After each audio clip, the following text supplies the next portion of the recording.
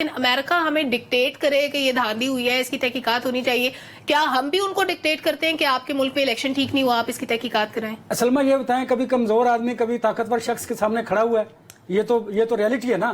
لہذا جو آپ کو فنڈ کرتے ہیں، جو آپ کی جو جمہوریت کو چلاتے ہیں، جو وہاں پر بیٹھ کر آپ کے ملک کی تقدیر کے یعنی ہم نے یہ فیصلے تسلیم کرتے کر ہیں، لیا کہ وہ طاقتور بھی ہیں، وہ فیصلہ ساز بھی ہیں، اور معاملات انہی کے ہاتھ میں، ہم ان کے کہنے پہ چلیں گے۔ بالکل ایسا ہی ہے۔ یہ دیکھیں، یہ حقیقت ہے، تلخ حقیقت ہے۔ جو ماضی کی گورنمنٹ آئیں، آپ نے دیکھا ان کا انفلوئنس امریکہ کا پاکستان پر رہا اور آئندہ بھی رہے گا۔ اس لیے وہ ہمارے جو نظام ہے اس کو چیلنج بھی کرتے ہیں، اس پر جو کمیاں کوتاہیاں اس کی نشاندہی بھی کرتے ہیں، اور پاکستان کو دنیا بھر میں جگ آسائی کا باعث بھی وہ بالکل ٹھیک ہے۔ اب آ جاتے ہیں، امریکہ نے ایک بات اور کہی ہے کہ جو بھی حکومت بنے گی اس الیکشن کے نتیجے میں، ہم اس سے کام کرنے کے لیے تیار ہیں۔ تو پھر وہ تحقیقات کے لیے کیوں کہہ رہے ہیں ڈاکٹر صاحب؟ پھر تو ان کو مان لینا چاہیے کہ جو بھی حکومت بن رہی ہے بننے دیں، لیکن میں آپ کی پریڈکشن چاہتی ہوں کہ کون بنے گا وزیر اعظم؟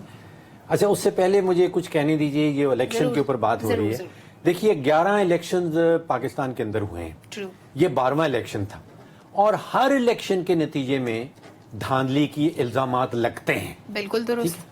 اچھا، یہ دھاندلی کے الزامات نہ صرف پاکستان میں لگتے ہیں، امریکہ کے اندر لگتے ہیں جب ان کے صدارتی انتخاب ہوا، فرانس کے اندر لگتے ہیں، جرمنی میں لگے ہیں، برطانیہ میں لگے ہیں، اٹلی کے اندر انہوں نے ایکچولی مافیا کو کنوکٹ کیا ہے، پکڑا ہے کہ جی آپ دھاندلی کرنے کی کوشش کر رہے تھے۔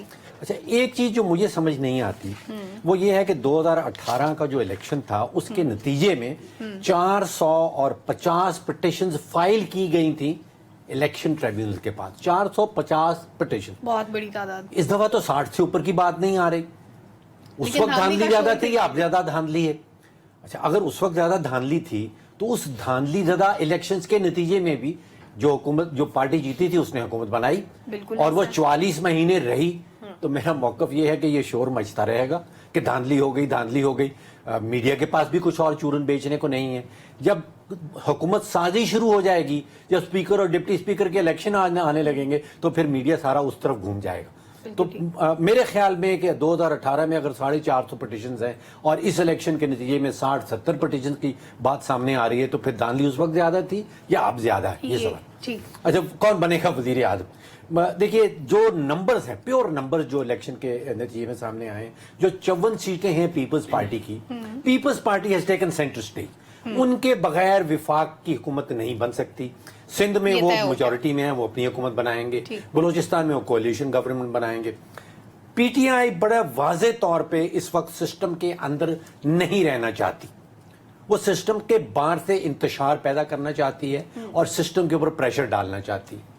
اب اگر ایک سیاسی جماعت انتشار کریٹ کرنا چاہتی ہے، پریشر ڈالنا چاہتی ہے، تو وہاں سے تو وزیر اعظم آنے والا نہیں ہے۔ ٹھیک ہے، دو پارٹیز ہیں، پیپلز پارٹی اور نواز لیگ، جو نمبر سامنے آئے ہیں، ان دونوں کا اتحاد بنے گا۔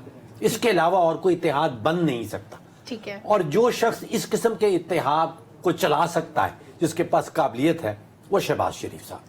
تو یعنی اپیرنٹلی لگ رہا ہے کہ شہباز شریف صاحب اگلے وزیر اعظم ہوں گے۔ میرے تجزیے میں وہی بات۔ ٹھیک ہے۔